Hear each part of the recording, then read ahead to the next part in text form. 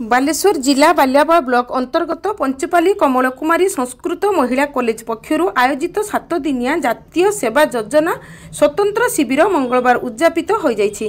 College अध्यक्ष राजकिशोर बारी सभापतित्व मुख्य अतिथि भाव परिचालना कमिटीर सभापति रेवती जेना, मुख्य वक्ता ध्रुवचरण, संस्कृत महाविद्यालय अध्यक्ष प्रियव्रत पंडा, सम्मानित अतिथि अवसर प्राप्त अध्यापक दयानिधि साहू, श्रीकांत कामिला, परिचालना कमिटीर सभ्या राजेश्वरी प्रधान, गीताराणी दास प्रमुख जोगदे शिक्षा अनुष्ठान मानकरे जातीय सेवा शिविर नित्यांत आवश्यकता रही बोली पिलांको उद्देश्य रे मत व्यक्त करथिले। प्रत्येक मनुष्यक सेवा करिबा अर्थात भगवानकर सेवा करिबा। प्रोग्राम ऑफिसर डॉक्टर लक्ष्मीकांत रथंको प्रत्यक्ष तत्वावधान रे शिविर परिचालना होइथिला। कार्यक्रम रे अध्यापक बनमाली परिडा, कृष्णानंद पात्र, अध्यापक चंदन कुमार नंद, अध्यापिका सरोजिनी परिडा, सबिता साहू प्रमुख सहयोग करथिले। शिविर रे भाग नैथिबा 50 जन छात्री मानक द्वारा कॉलेज परिसर, रत्ती हाट पड़िया सफेई, वृक्षरोपण, सचेतनता रैली इत्यादि कार्यक्रम रे कृतकार्य हासिल करिथिबा छात्री को पुरस्कृत करा जायछि। अध्यापक सुधीर नंद धन्यवाद अर्पण करथिले। रेवती जेना कमल कुमारी संस्कृत महिला महाविद्यालय सभापति पंचपाली। आम आज महाविद्यालय जो 25 तारीख पाखर जो होता जो जातीय सेवा शिविर तार आज उद्यापन दिवस ए पिलामाने मानव सेवा माधव सेवा विषय उपकृत हेले एवं विभिन्न कार्यक्रम करछंती जोटा कि वृक्षरोपण एवं रास्ता घाट सफेई, मंदिर सफा करने, समाज उन्नतिमूलक कार्य भाग नहीं।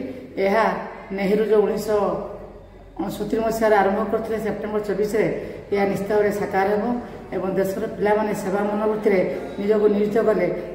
महिला महाविद्यालय जातीय सेवा शिविर उद्यापन उत्सव में मत सम्मानित अतिथि कराइला।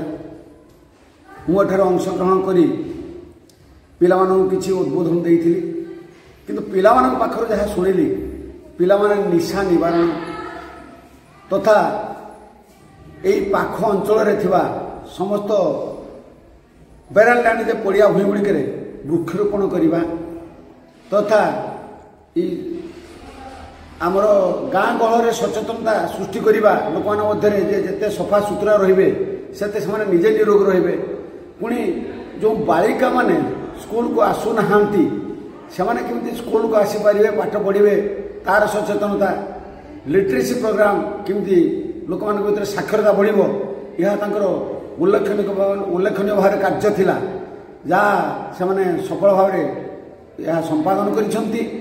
यह जानी मु अत्यंत खुशी हेली एवं से कहली जदि यही भाव से सबुदिन बा सबु समय तक लोक सेवारे एवं ये कार्य नियोजित करेंगे निजे बढ़िया संगे संगे आम देशर महानता आम देशर समस्त प्रकार उन्नति साधित हो पार। धन्यवाद। Bureau report mobile TV.